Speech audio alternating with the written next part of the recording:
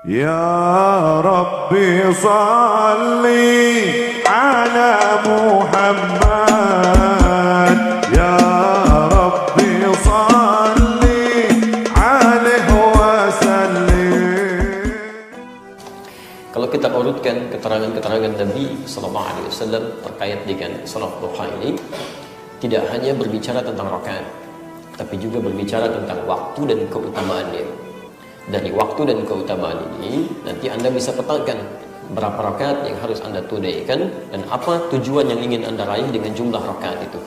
Jadi jangan sampai Anda kerjakan sebanyak-banyaknya, tapi Anda tidak mengerti keutamaannya. Baik, dan kapan itu dikerjakan? Apakah di awal duha, pertengahan duha, atau kemudian di akhir duha? Kita mulai dengan bagian pertama, ya, salat yang ditunaikan di awal duha, yang jumlah rakaatnya adalah 2 rakaat. Kita cantumkan ada 2 hadis di sini dan ada 2 jenis salatnya. Pertama, ada di hadis riwayat At-Tirmidzi nomor hadis 586. At-Tirmidzi nomor hadis 586. Kemudian yang kedua tercantum di hadis Muslim nomor hadis 720. Hadis Muslim nomor hadis 720. Baik.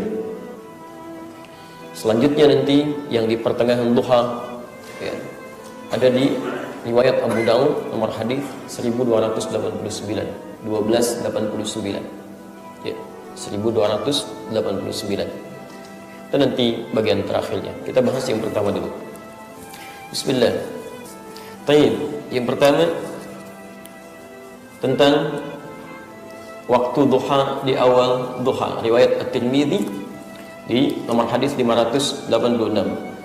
Qala Rasulullah SAW pernah bersabda, qala Rasulullah SAW, man shallal ghadata fil jama'ati aw fil masjid, siapa yang menunaikan salat subuh, tayyib, dilakukan dengan berjamaah, khususnya di masjid.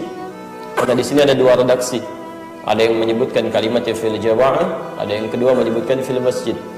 Tapi umumnya kalau salat itu kalimatnya menggunakan kata jamaah, itu umumnya dalam bahasa hadis ditunaikan di masjid, terkhusus untuk laki-laki. Padanannya misal Anda bisa temukan yang paling mudah kitab yang ditemukan di Riyadhus Shalihin nomor hadis yang ke-10, posisi paling kiri sebelah bawah, ya, hadis riwayat Abu Hurairah radhiyallahu taala anhu. Nabi menyampaikan, man salatul rajuli, bukan man, maaf, salatul rajuli fil jama'ati, ya, salat seorang lelaki yang ditunaikan berjamaah di masjid, tazidu ala salatihi fi suqihi aw baitihi, lebih utama dibandingkan salat yang ia tunaikan di pusat tempat niaganya. Misalnya Anda punya kantor, Anda kerja di situ, kemudian di sampingnya ada masjid, tapi Anda memilih salat di kantor. Nah, itu kalah keutamaannya dengan orang yang baru mau ke masjid. Walaupun Anda di kantor salatnya berjamaah. Misal Anda berjamaah di kantor, teman Anda ke masjid, itu sama teman Anda yang baru mau berangkat saja, baru mau berangkat belum salat, itu pahalanya sudah kalah. Atau Anda tinggal di rumah yang berdampingan dengan masjid, dekat ke masjid, Anda bisa ke masjid tapi memilih salat di rumah misalnya. Nah, itu sama berlaku hadis ini. Oke, jadi Anda dikalahkan oleh orang yang baru mau berangkat padahal dia belum salat. Dari mana tahunya kalau salat berjamaah di situ di masjid? Diteruskan hadisnya, dzalika anna ahadahum idza tawaddaa fa ahsana al-wudu', yang demikian itu bisa bertambah pahalanya kalau di antara mereka ada yang berwudu dari rumahnya kemudian menyempurnakan wudunya. Saya sering sampaikan, Anda tidak keliru kalau berwudu di masjid, nggak ada masalah. Tapi kalau Anda dekat dengan tempat tujuan, misal dari rumah, dari kantor, dari tempat berangkat, lebih bagus wudu dari rumah, atau dari kantor ke tempat berangkat Anda. Itu pahalanya bisa lebih. Ya, thumma atal masjidah, kemudian dia datang ke masjid. Nah, kalimat thumma atal masjidah ini menerangkan salat berjamaah tadi dipahami di masjid. Jelas ya? Tayyib. Ya, maka apa yang didapatkan khutbah bi kulli khutbatin, maka setiap langkah pertama yang dia langkahkan yurfa'u biha darajat, diangkat derajatnya, dan langkah selanjutnya yumha biha sayyi'at, menggugurkan dosa-dosa yang pernah dia bawa. Makanya di hadis Muslim nomor hadis 233, Nabi pernah menyampaikan, as-salawatu ila as-salawat wal jumu'atu ila al-jum'ah wa ramadan ila ramadan kafaratun lima bainahunna. Ya, salat satu ke salat yang lainnya dan Jumat ke Jumat yang lainnya, Ramadan ke Ramadan, itu bisa menjadi kafarat, penghapus dosa-dosa kecil yang pernah terjadi di antaranya. Ya malam takulil kabair, sepanjang bukan melakukan dosa-dosa besar. Jadi kita ambil dulu syahidnya, ya, yang dimaksud dengan salat di sini adalah salat subuh yang ditunaikan berjamaah di masjid. Man shallal ghadata, siapa yang menunaikan salat subuh, kan, fil jama'ati atau fil masjid, dengan berjamaah dia tunaikan di masjid, thumma yaq'udu yadhkurullah. Kemudian setelah itu dia tidak langsung pulang. Dia duduk kemudian berzikir pada Allah Subhanahu wa taala. Ya. Bahasanya menggunakan thumma di situ, menggunakan fleksibilitas. Ya. Dan kalimatnya menggunakan fi'il mudhari, bukan fi'il madhi. Kalau bahasanya mengatakan begini, thumma qa'ada yadhkurullah. Kemudian dia duduk di situ. Pas duduknya, itu artinya duduknya nggak pindah-pindah. Jadi begitu sudah salat subuh selesai, antum di situ aja. Yang imamnya di situ aja, makmumnya di situ aja, ini nggak ada yang gerak-gerak tuh. Di situ aja gitu kan? Di situ saja. Tapi kalau menggunakan fi'il mudhari, apalagi di situ bentuknya pakai thumma, itu artinya fleksibel selama masih di area masjid. Ya, karena bisa mudhari itu bisa tidak di situ, bisa ada pergerakan sifatnya. Ya, bisa bergeser kanan, geser kiri atau pindah. Jadi present, continuous atau future kalau masalah waktu. Tapi kalau masalah gerakan, sedang akan bisa di situ, bisa pindah ke tempat lain atau masih di area sekitarannya. Jelas di sini?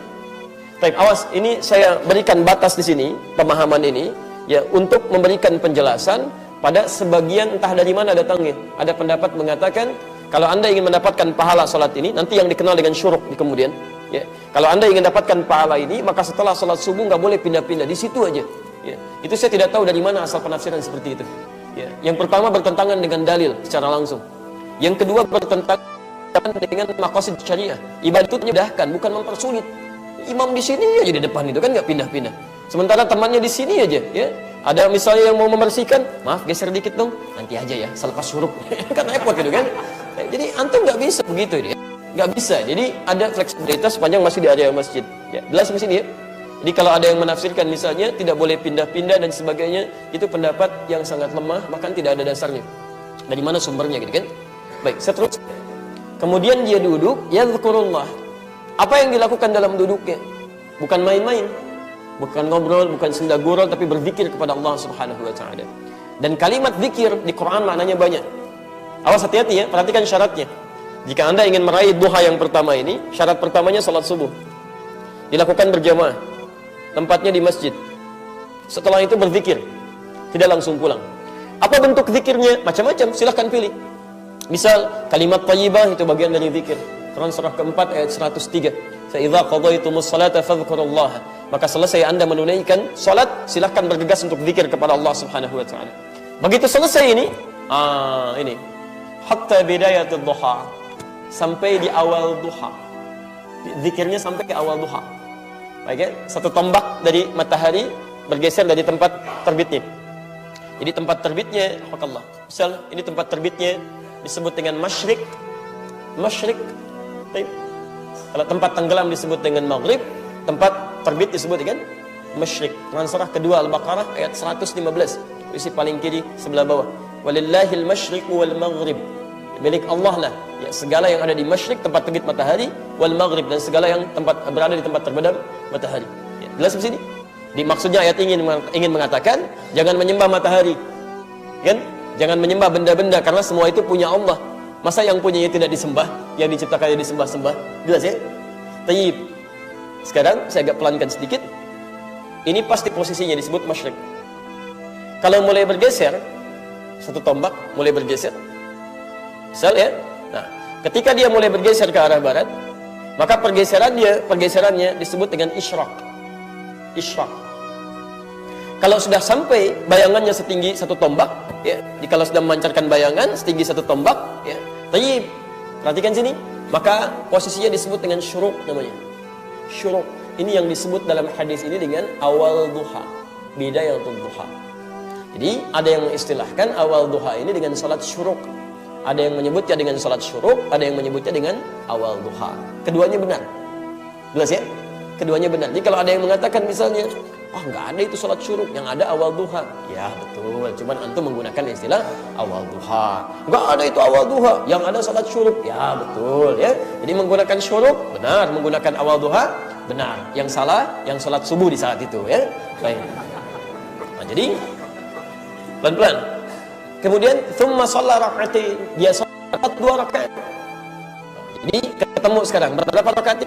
2 Jadi awal duha ditemukan kemudian dalam waktu yang disebut syuruk, saat matahari mulai bergeser tempat terbit. Kemudian setelah menunaikan salat subuh berjamaah, berzikir sampai di waktu ini, tunaikan salat berapa rakaat? 2 rakaat. Kalau Anda bisa kerjakan itu sampai selepas salat, Nabi SAW menyampaikan di akhir hadisnya, "Fakana 'alaihi ka ajri hajjin wa umratin." Maka dia mendapatkan pahala yang banyak semisal haji dan umrah. Ya, semisal haji dan umrah. Bukan haji dan umrah, ingat ya. Bukan haji dan umrah, tapi semisal haji dan umrah. Ini pahalanya cukup banyak. Makanya perjuangannya tidak mudah. Silakan kalau nggak percaya, hari-hari biasa antum datang. Ya, besok hari apa? Hari Jumat ya, silakan misalnya Senin, Selasa, Rabu, Kamis, Jumat di masjid ya kan. Habis sholat subuh duduk begini kan, orangnya dah pulang, nengok begini, syuruk ya Allah, syuruk gitu kan. Baik deh, Pak apa kabar? Syuruk ya, Masya Allah kan. Tapi terus itu nggak mudah, makanya pada sesuatu yang tidak mudah pahalanya melimpah ya. Karena itu cari cara yang cerdas. Bagaimana bisa mendapatkan itu dengan suasana yang nyaman, tidak terasa kita dapat itu. Salah satunya ta'lim tadi itu paling mudah. Jadi ini yang pertama di awal duha berdasarkan hadis riwayat At-Tirmidzi nomor hadis 586. Waktu ibadahnya disebut dengan salat syuruk atau awal duha, rakaatnya 2 rakaat. Yang kedua masih berlanjut ya, hadis Muslim nomor hadis 720.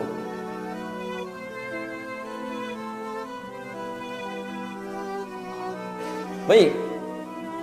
Inna likulli 'abdin fi kulli sulama sadaqah. Bagi setiap hamba itu, sejak mulai bangkit dari tidurnya, dia mulai bangun, ya di pagi harinya itu setiap sendi-sendinya harusnya sudah mulai bersedekah, bertasbih, berzikir kepada Allah Subhanahu wa Ta'ala. Ya, semuanya 360 sendi itu, semua, ya, dari ujung kepala sampai ujung kaki. Ya. Tapi bisa nggak Anda pastikan, tangan Anda berzikir kepada Allah, mata Anda berzikir kepada Allah, telinga Anda berzikir kepada Allah, kaki Anda berzikir kepada Allah Subhanahu wa Ta'ala. Itu mutlak.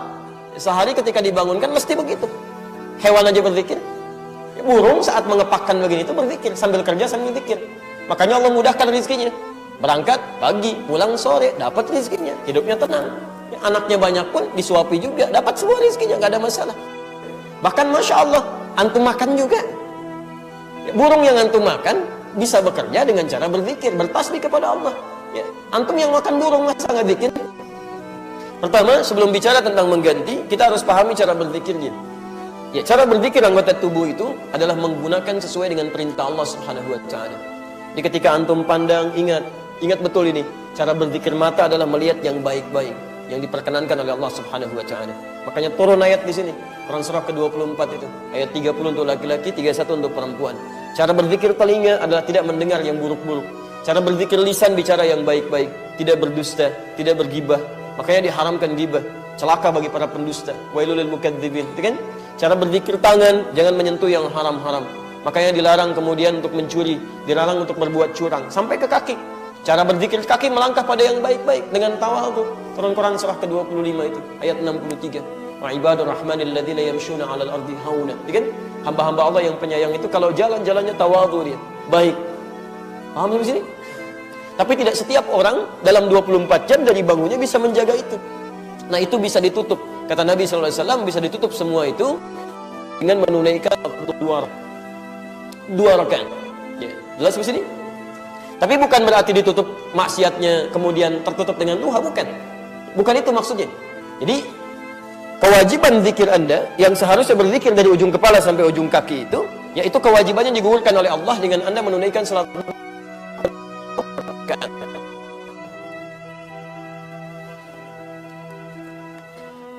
Tolong pahami dengan baik ya, yang dimaksud esensi dari hadis Muslim nomor hadis 720 ini.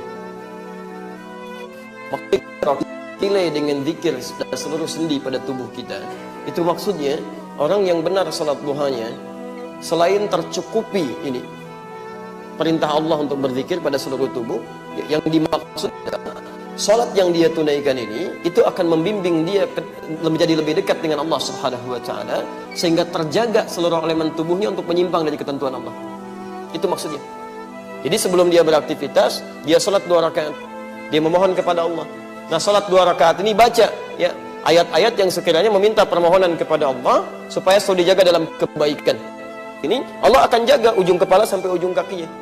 Di begitu dia keluar masjid misalnya atau keluar rumah, ya, lalu matanya melihat yang tidak baik, Allah akan jaga, akan dipalingkan oleh Allah. Anda meminta supaya dijaga oleh Allah dari maksiat, kerja mendapatkan yang halal, berangkat dibimbing oleh Allah, dijaga dari orang-orang yang tidak baik, begitu pulang mendapatkan rezeki yang halal dengan cara yang terbaik.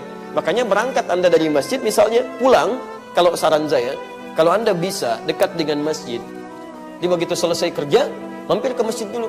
Dan itu tidak hanya nanti antum tunaikan sholat misalnya kan, tahiyatul masjid. Ya, berangkat antum bermula dari rumah Allah, meminta kemudahan, begitu pulang bertawakal kepada Allah. Silahkan di jalan macet, macam-macam dan sebagainya. Pulang ke rumah kadang-kadang tidak kondusif situasinya. Ya, melihat istri kayak ngelihat orang lain bawa kendaraan itu kan, baik yang tadi diklaksonin itu. Ya, ngelihat anak-anak kayak ngelihat bunyi-bunyi macam-macam. Jadi nggak nyaman.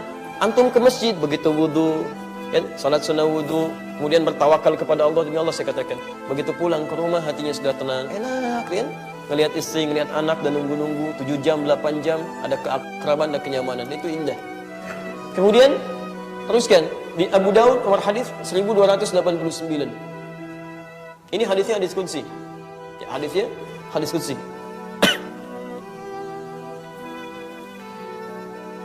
Qala Rasulullah sallallahu alaihi wasallam, satu kali Rasulullah sallallahu alaihi wasallam pernah bersabda, qala Rabbuna jalla wa ala, Allah Tuhan kita jalla wa ala pernah berfirman, menunaikan salat 4 rakaat di awal siang. Jadi sudah masuk nih ke pertengahan duha nih. Di awal siang. Kalau tadi kan bisa Anda petakan misalnya jamnya baru jam 6 gitu kan. Kalau yang syuruk itu. Tayyib, kalau yang ini tadi yang setengah 7. Ya, kalau yang hadis yang berikutnya ini di Abu Daud nomor hadis 1289, taruhlah kisaran jam setengah 8, jam 8, kan? Setengah 8, jam 8. Siapa yang tidak ajiz an 4 rakaat, yang tidak merasa malas menunaikan salat 4 rakaat fi awalin nahar, ya, di awal menuju siang, masya Allah, akfika akhirahu, maka kata Allah subhanahu wa ta'ala dalam hadis qudsi, saya akan cukupkan segala kebutuhannya sampai di akhir siangnya, sampai ke malamnya.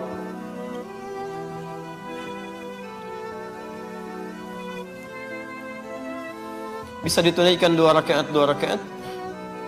Bisa ditunaikan 4 sekaligus. Ya. Pelan-pelan.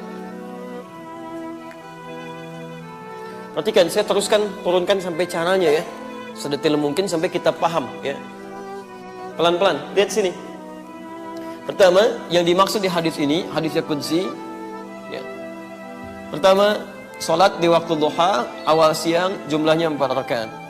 Cara menunaikannya bisa 2 rakaat, 2 rakaat, bisa 4 rakaat secara langsung. Baik, ini tidak ada khilaf di antara para ulama tentang hal ini, karena memang hadisnya tidak menunjuk langsung apakah 2 atau 4. Kalimat hadisnya hanya mengatakan 4 rakaat. Sedangkan dalam penunaian salat sunnah yang lebih daripada 2 rakaat, Rasulullah SAW senantiasa mempraktikkan dengan 2 cara. Dikiaskan kepada salat malam. Salat malam itu kan salat sunnah, lebih daripada 2 rakaat. Kadang beliau tunaikan dengan 2, ada di hadis Muslim nomor hadis 749 dari Ibnu Umar radhiyallahu taala anhuma. Ini artinya boleh salat sunnah yang dikerjakan lebih daripada 2 rakaat, antum tunaikan 2 rakaat, 2 rakaat. Paham sampai sini? Tayyib. Sekarang saya tanya, salat duha itu salat fardu atau salat sunnah? Sunnah. Yang di sini bilangannya berapa rakaat? 4 rakaat kan? Lebih daripada 2 rakaat. Tapi kalau ada 2 rakaat bisa dikiaskan kepada yang ada di hadis Muslim ini. Teruskan. 4 rakaat sekaligus misalnya 1 kali salam. Taib, ini dikiaskan kepada amalan Nabi sallallahu alaihi wasallam dalam salat malam ketika beliau pernah menunaikan di rumah Sayyidah Aisyah radhiyallahu taala anha. Beliau pernah tunaikan yang 11 ini dengan 2, pernah kata Sayyidah Aisyah dengan 4, kemudian berapa? 3. Paham sampai sini? Baik, jadi kalau ini kita kiaskan kepada salat duha ini, baik. Yang rakaatnya lebih daripada 2 rakaat, yang jumlahnya misal 4 ke atas, maka Anda bisa tunaikan dengan 4 sekaligus dengan 1 salam. Paham sampai sini? Baik. Bagaimana cara menunaikan salatnya? Ya, seperti antum tunaikan salat-salat sunnah yang lainnya. Seperti 4 rakaat sebelum zuhur misalnya, ya kan? Baik, tapi caranya ini agak beda sedikit. Yang dimaksud beda itu pada penunaian dan pemilihan ayat-ayat serta doa yang dimaksudkan. Ya. Jadi ketika Anda mulai salat, mulai dengan kekhusyuan, pilih ayat-ayat yang sesuai saat akan berangkat itu. Karena ini terkait dengan rizki, maka pilih ayat-ayat yang memudahkan Anda mendapat rizki dari Allah SWT. Jadi begitu caranya, jangan sampai Anda diberi peluang, keutamaannya misal mendapatkan rizki, tapi ketika Anda sholat malah minta sabar di situ. Quran surah ke-51 ayat ke-22, kursi paling kanan sebelah bawah, kan? Kemudian rizki diturunkan di bumi untuk dimudahkan. Quran surah kedua ayat 29. Anda diminta untuk mendapatkannya, misalnya Quran surah kedua ayat 168. Anda bisa mendapatkan kemudahan dengan mengambilnya. Quran surah kedua ayat 172. Anda belum berangkat, rizkinya udah nungguin. Quran surah 7 ayat 96. Ya, Anda tingkatkan takwa lagi, rizki datang tanpa diminta. Quran surah 65 ayat 2. Anda bisa pilih, keluarkan dulu, Anda baca pada saat itu. Nah, ini yang dimaksud dengan 4 rakaat. Selebihnya disebut dengan salatul awwabin atau salat awwab. Itu yang lebih daripada 4 rakaat. Ada yang 8 rakaat sampai dengan 12 rakaat. 8 rakaat sampai 12 rakaat. Biasanya di akhir-akhir duha. Ya jam 9, jam 10. Anda boleh tunaikan 8 rakaat sampai dengan 12 rakaat. Itu disebut oleh para ulama dengan salat awwabin. Kalau benar ya duhanya, akan ada perubahan dalam hidupnya. Apalagi yang 8 rakaat, yang 12 rakaat tuh. Ya, Masya Allah. Ya, jadi semoga Allah berikan kebaikan kepada Anda semua. Dan semoga sesuai dengan apa yang Anda tanyakan. Jika ingin 2 rakaat, silahkan pilih.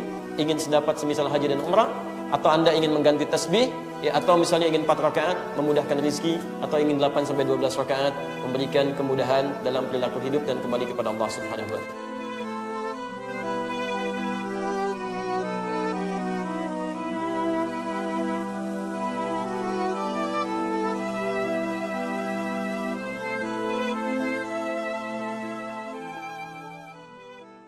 طالما أشكو غرامي يا نور الوجود طالما أشكو غرامي يا نور الوجود وأنادي يا اتهامي يا معدن الجود